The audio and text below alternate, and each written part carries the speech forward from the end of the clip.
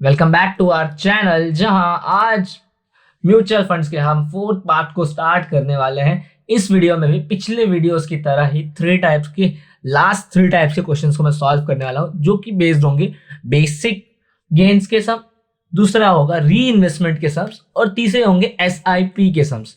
तीनों सम्स के मैं कम से कम एक से दो एग्जाम्पल्स को एक्सप्लेन करूंगा, आपको कुछ होमवर्क भी दूंगा। और इसके पहले मैं आपको बता देना चाहता हूं कि इन क्वेश्चंस में पिछले वीडियोस के रेफरेंसेस, कॉन्सेप्ट्स और बेसिक रूल्स एंड रेगुलेशंस को यूज किया जाएगा। तो अगर आपने वो वीडियोस नहीं देखे तो उनके लिंक डिस्क्रिप्शन में मिल जाएगी, प्लीज जरूर एक बार उन्हें चेकआउट कर लीजिएगा, फिर इस वीडियो पर कंटिन्यू कीजिएगा।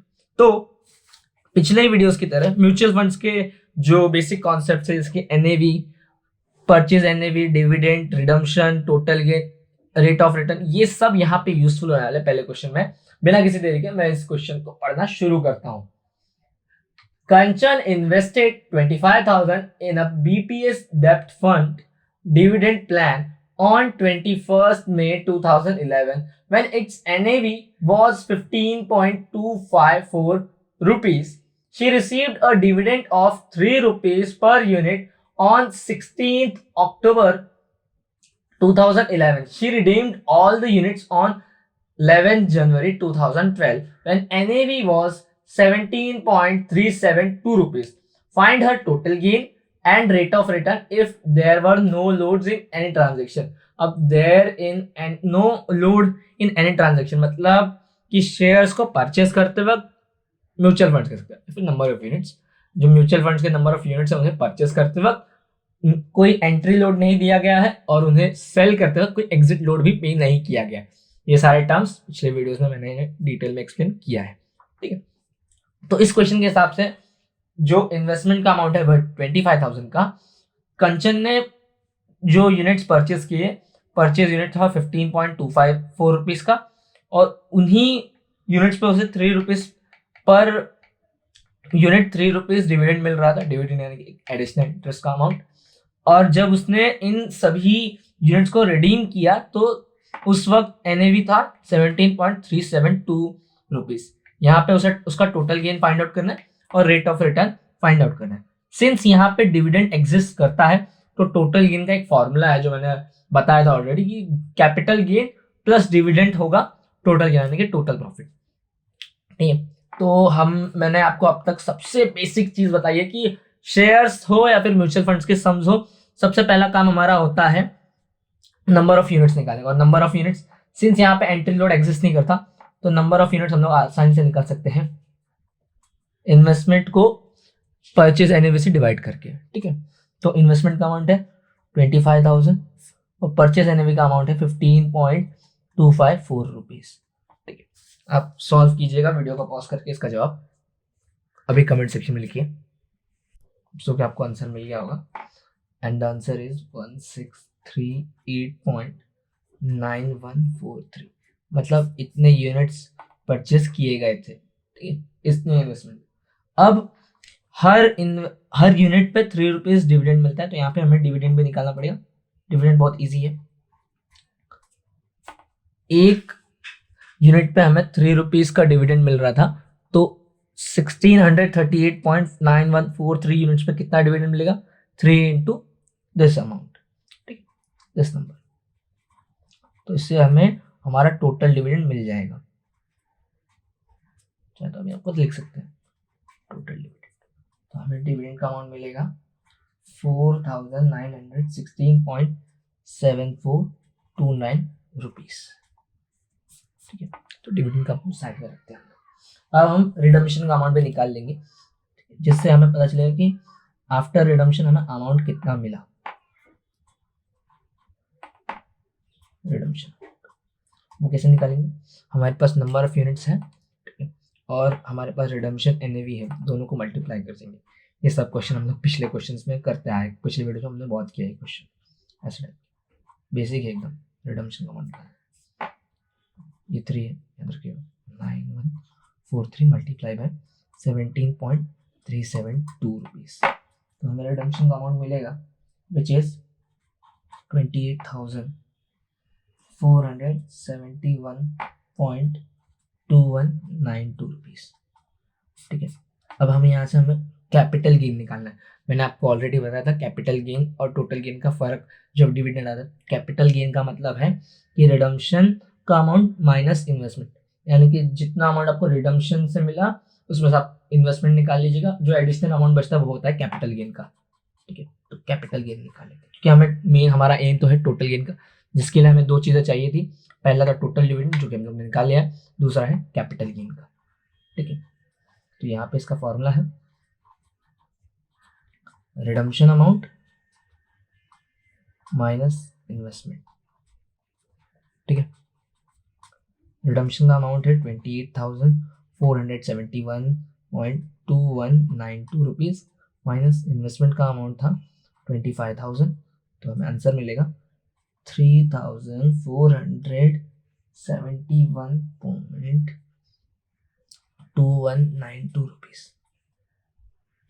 ठीक है, अब हमारे पास कैपिटल गेन भी है और टोटल डिविडेंड भी है, तो हम लोग इस यहाँ से टोटल गेन भी निकाल सकते हैं। मतलब टोटल गेन कैसे निकालेंगे, डिविडेंड प्लस कैपिटल गेन या फिर कैपिटल गेन प्लस डिविडेंड, दोनों का मतलब एक ही है। ठीक है, capital gain plus total dividend, मैंने सिर्फ डिविडेंड लिखा है। कैपिटल गेन है 3,471.2192 रुपीज़ प्लस टोटल डिविडेंड है 4,916.7429 रुपीज़। 1,269.783 rupees, 8,387.9621 rupees। ठीक है, इस तरह से हमें टोटल गेन मिल गया हमारा। अब हमें रेट ऑफ रिटर्न निकालना है जो कि बहुत सिंपल है। मैंने पिछले वीडियो में भी रेट ऑफ रिटर्न का फॉर्मूला दिया था जब डिविडेंड एग्जिस्ट करता है। Rate of return is equal to redemption NAV minus purchase NAV, purchase NAV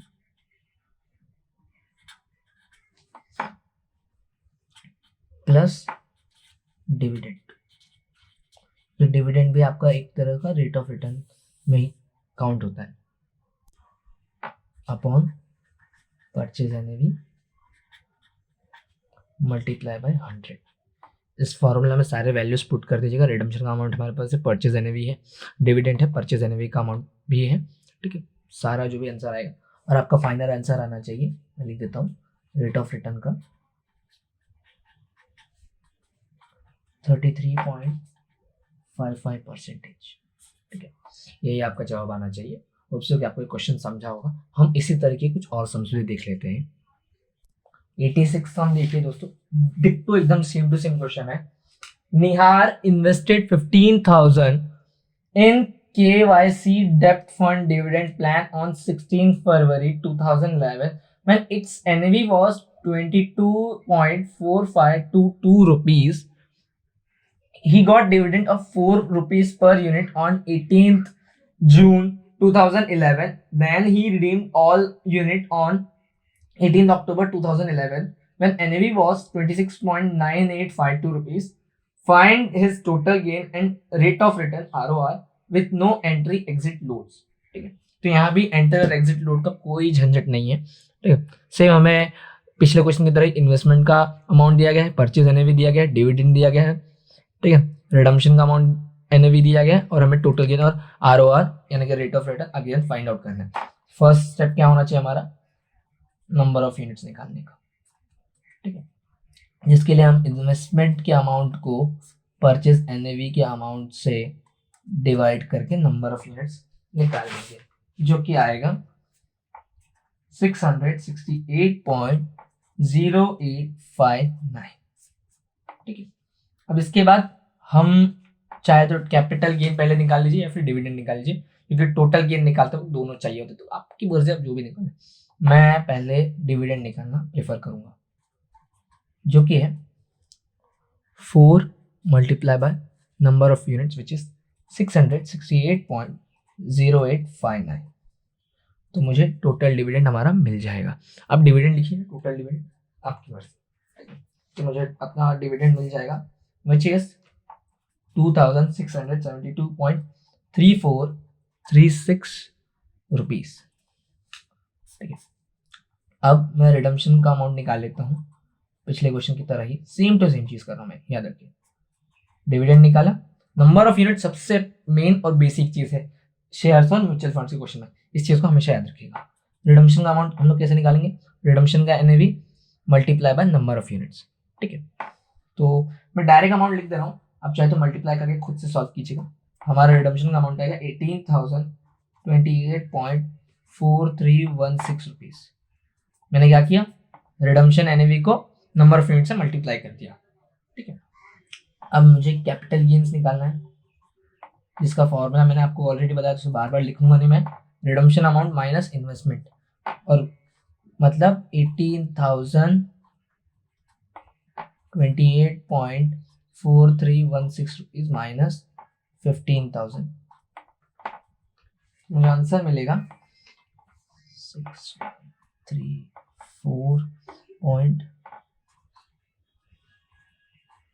3,28.4316 rupees. अब मैं टोटल गेन निकाल दूंगा विच इज कैपिटल गेन, जिसका अमाउंट है 3,028.4316 rupees plus dividend which is 2,672.3436 rupees.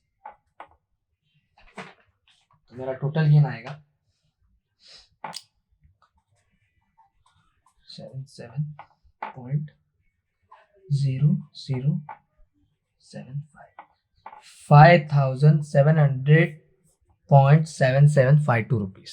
ठीक है, होप सो कि आपको ये क्वेश्चन समझा होगा, बहुत बेसिक क्वेश्चन था जहाँ पे आपको टोटल गेन और रेट ऑफ रिटर्न निकालना था। इसी तरह आप कुछ और सम्स को भी खुद से ट्राई करने की कोशिश कीजिएगा।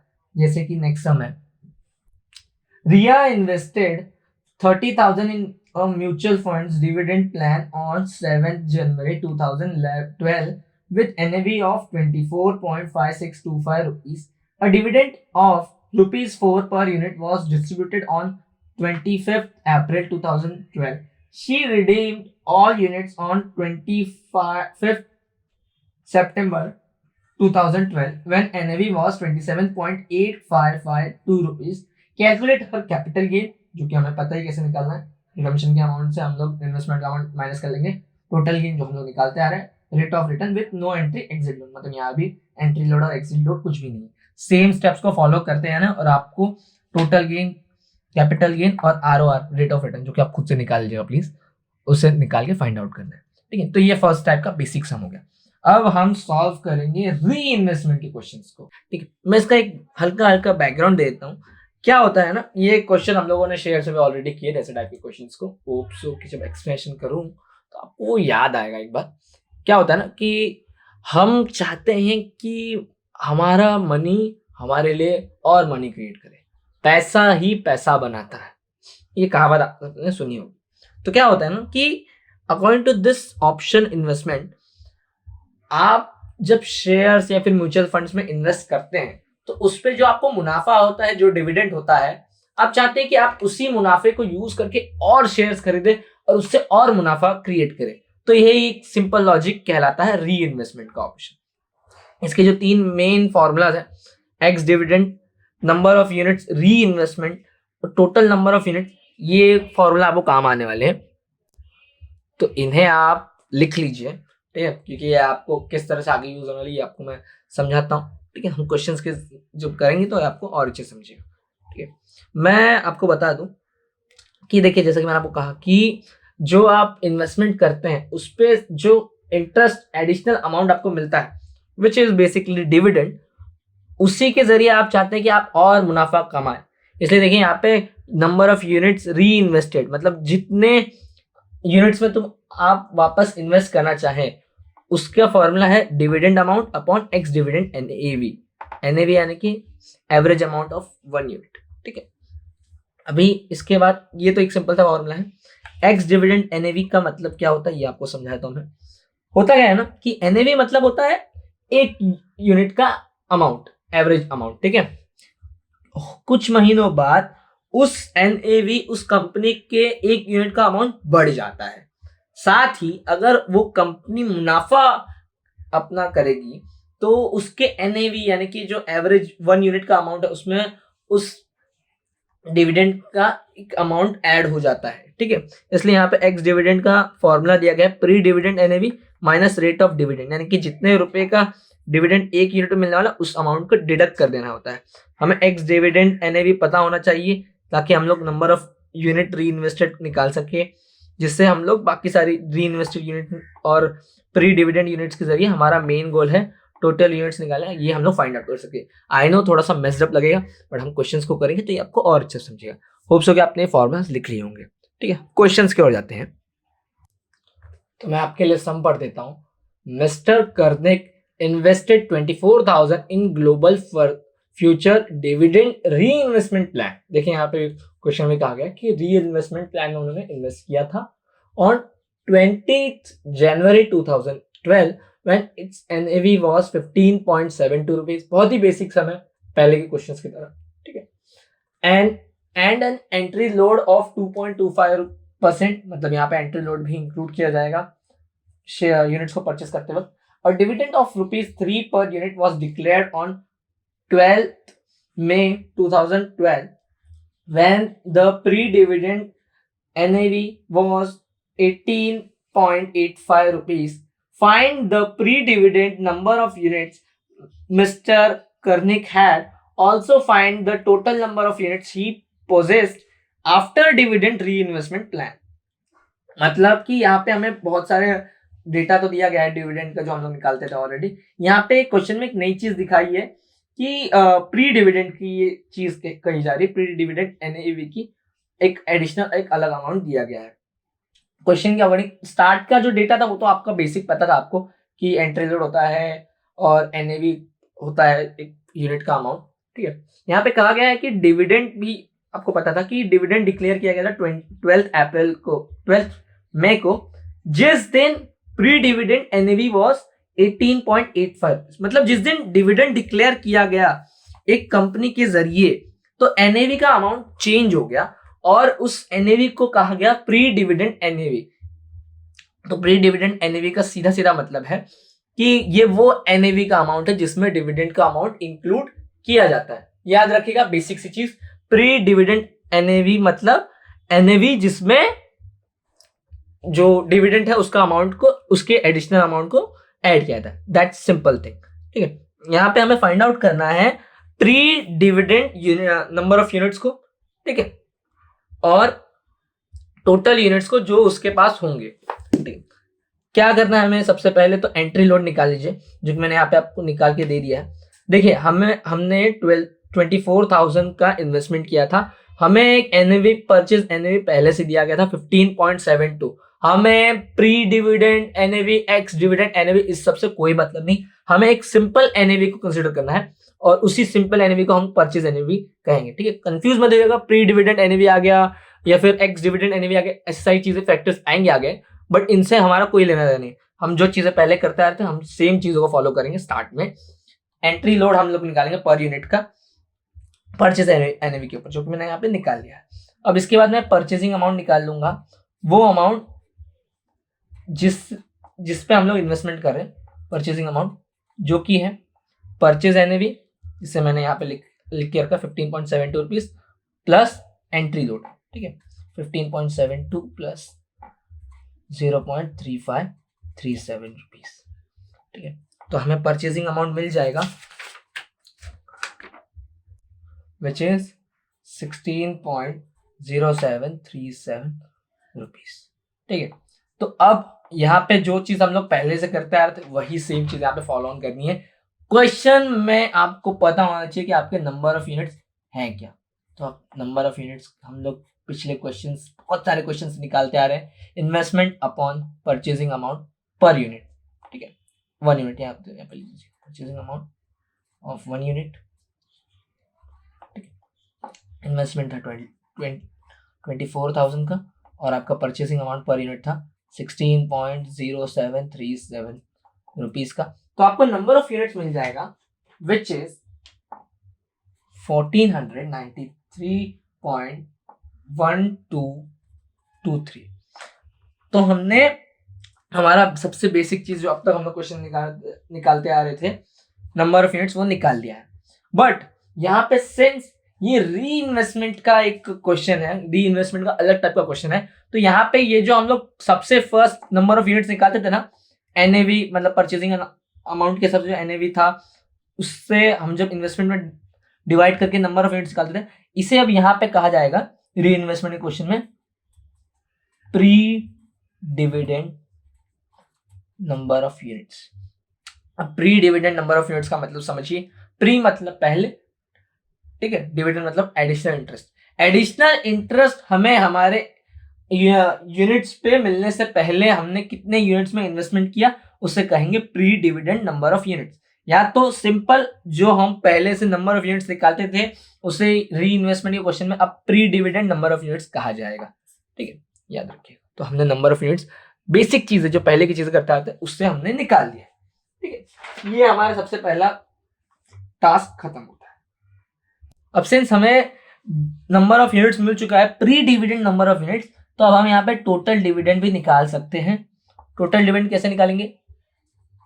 अगर हमें एक यूनिट पे 3 रुपीज का डिविडेंड मिलता है, तो इतने यूनिट्स पे कितने रुपए का डिविडेंड मिलेगा? 3 into this amount, this number units. तो 3 मल्टीप्लाई बाय 1493.1223, तो हमें टोटल डिविडेंड मिल जाएगा जो कि है 3479.3669 रुपीज, ठीक है।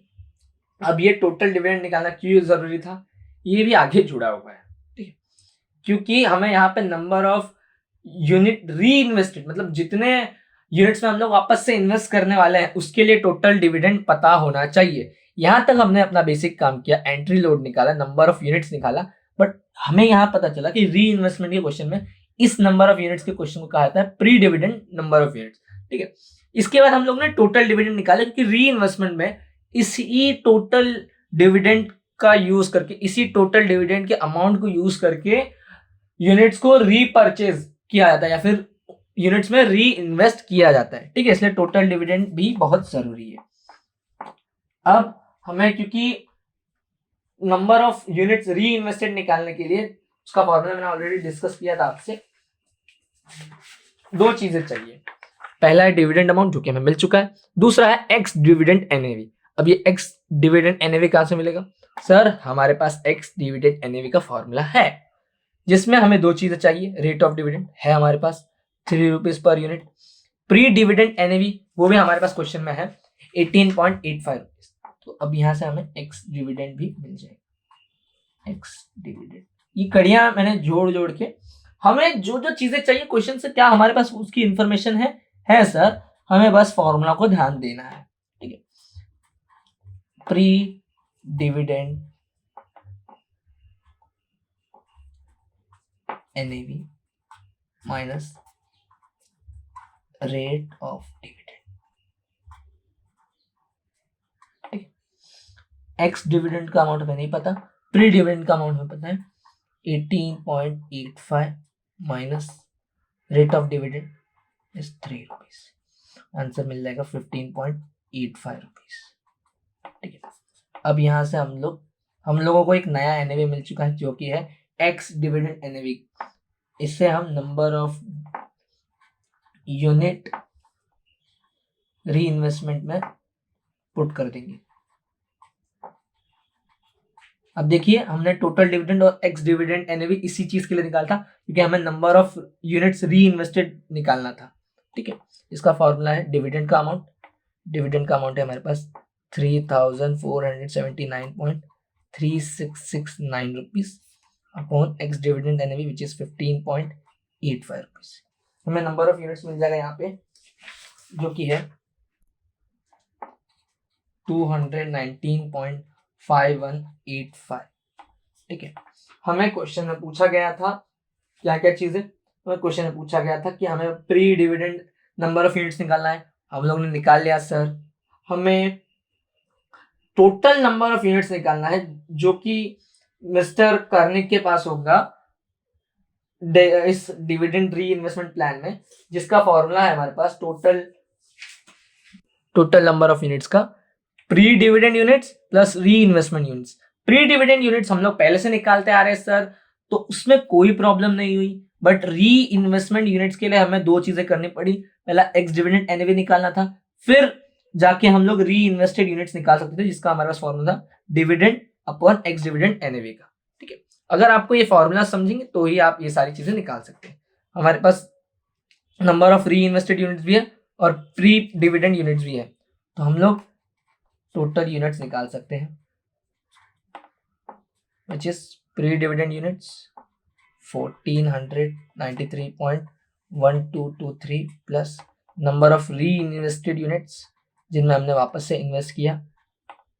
ठीक है, दोनों को ऐड कर देंगे तो हमें हमारा फाइनल आंसर मिल जाएगा, जो कि है 1712.6407। ठीक है, ये है हमारे टोटल यूनिट्स। इन यूनिट्स में हमने पहले इन्वेस्ट किया था, जिसका डिविडेंड यूज करके हमने वापस से कुछ यूनिट्स को खरीदा, कुछ म्यूचुअल फंड यूनिट्स को खरीदा, और यही हमारा टोटल यूनिट्स। होप सो कि आपको क्वेश्चन समझा होगा। इस तरह कुछ और क्वेश्चन भी हम लोग कर लेते हैं। देखिए नेक्स्ट सम भी बिल्कुल ऐसा ही है।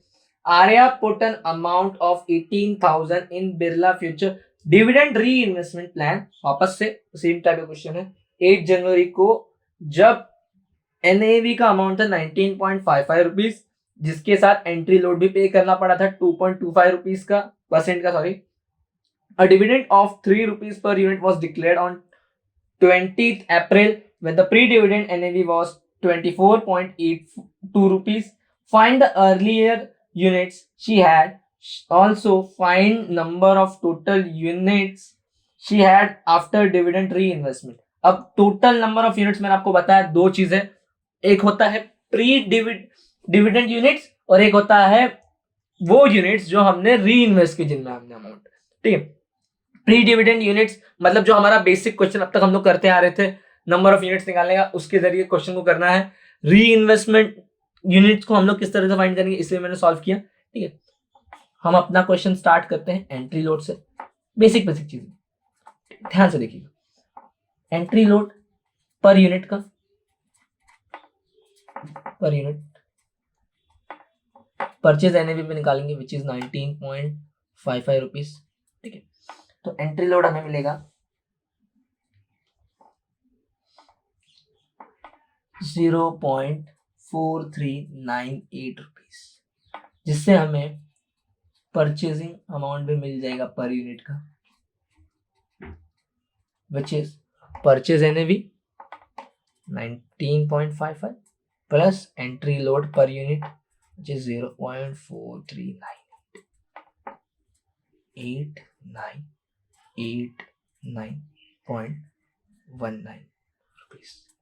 ठीक है, अब हम इन्वेस्टमेंट पे इस परचेजिंग अमाउंट से डिवाइड कर देंगे और जो नंबर ऑफ यूनिट्स मिलेगा वो होगा प्री डिविडेंड, यानी कि डिविडेंड निकालने से पहले के नंबर ऑफ यूनिट्स। ठीक है, क्योंकि इसके बाद ही हम लोग डिविडेंड निकालते हैं, ये स्टेप हम लोग डिविडेंड के पहले करते हैं। इस कड़ी से आप इस चीज को याद भी रख सकते हैं कि हम लोग नंबर ऑफ यूनिट्स डिविडेंड के पहले निकालते हैं, इसलिए इसे कहेंगे pre dividend number of units. ठीक है, क्वेश्चन के हिसाब से इन्वेस्टमेंट के अमाउंट को हम लोग परचेसिंग अमाउंट से डिवाइड कर देंगे, तो हमें pre dividend number of units मिल जाएगा, जो कि है 900.4592। ठीक है, अभी इसी पे हम लोगों को डिविडेंड भी निकालना है। ठीक है, स्टेप जुड़ते जा रहे हैं। इसी pre dividend number of units में हम लोग डिविडेंड निकाल लेंगे। डिविडेंड है 3 रुपीज पर यूनिट। ठीक है, 6771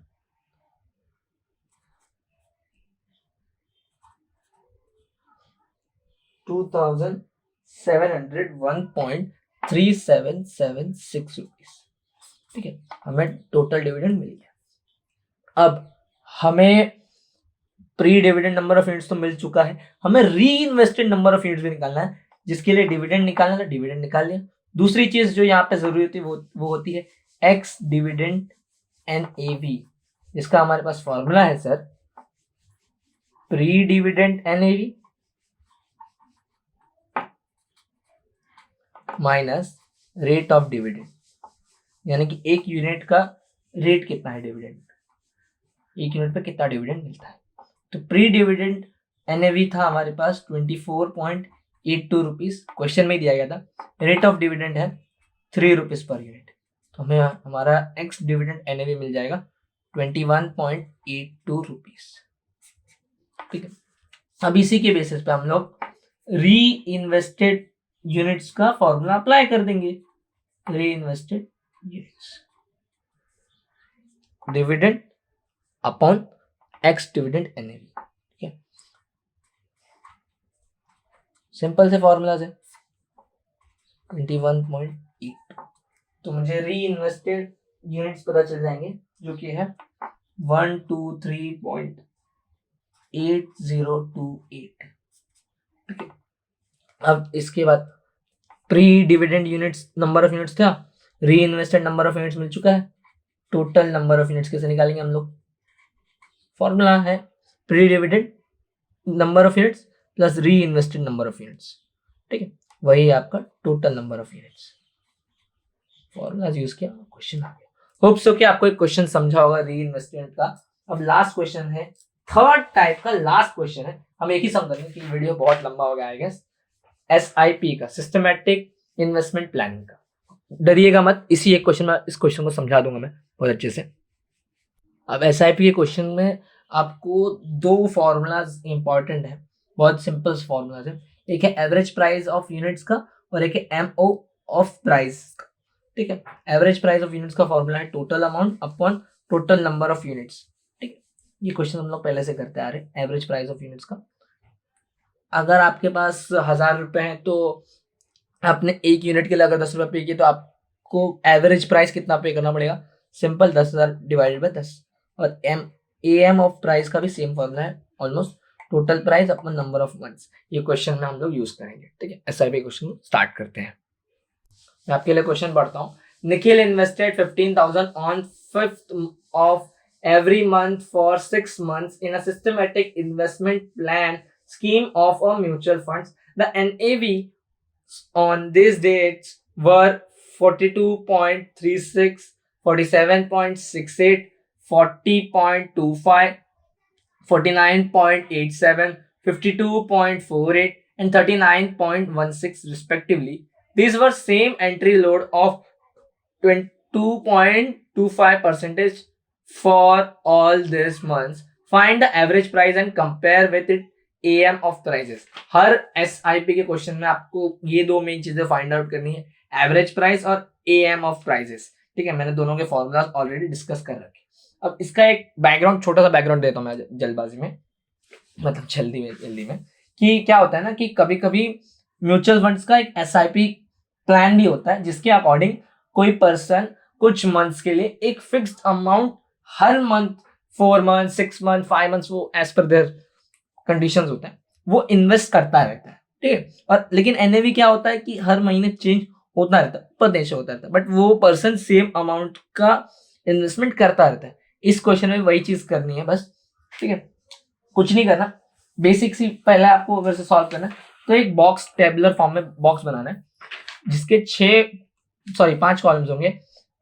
मंथ्स, NAV, एंट्री लोड। अगर क्वेश्चन में एंट्री लोड पूछा गया तो एंट्री लोड का कॉलम फिक्स है, और इसमें जितने भी क्वेश्चन दिए गए इस आपके टेक्स्ट बुक में उसमें एंट्री लोड का क्वेश्चन मेंशन है ही, तो एंट्री लोड का एक फिक्स कॉलम बनाना है।